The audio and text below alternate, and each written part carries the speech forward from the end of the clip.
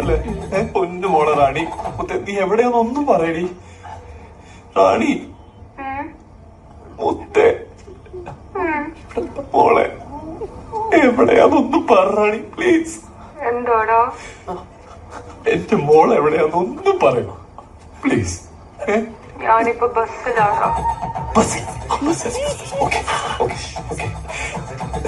എങ്ങോട്ട് പോയിക്കൊണ്ടിരിക്കുന്ന ബസ്സാണ്? എന്താടാ? മോളിരിക്കുന്ന വണ്ടി എങ്ങോട്ട് പോയിക്കൊണ്ടിരിക്കുന്ന വണ്ടിയാ? എങ്ങോട്ടാ ടിക്കറ്റ് എടുത്ത എന്റെ മോള്?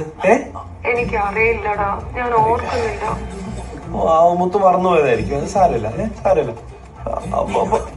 അപ്പൊ മോളൊന്ന് മേളിലേക്ക് നോക്കി. അല്ല, മുത്തൊന്ന് പുറത്തേക്ക് നോക്കി. എന്നിട്ട് വണ്ടി എവിടെ വരെ എത്തിയെന്ന് ഒന്ന് നോക്കി പറഞ്ഞേ. സ്ഥലം ഏതുവരെയാന്നൊന്ന് നോക്കി.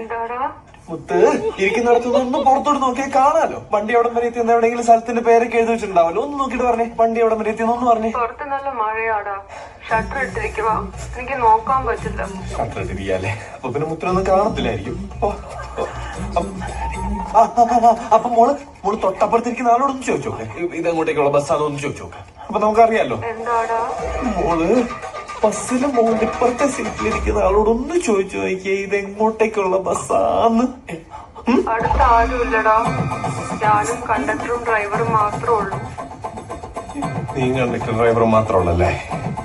ഓക്കെ. അപ്പൊ പിന്നെ വേറെന്ത് ചെയ്യാനാ? മോള് കണ്ടക്ടറോടൊന്ന് ചോദിച്ചു നോക്ക് വണ്ടി എങ്ങോട്ടേക്കുള്ളതാണ്. കണ്ടക്ടർക്ക് അറിയായിരിക്കുമല്ലോ. എന്താടാ?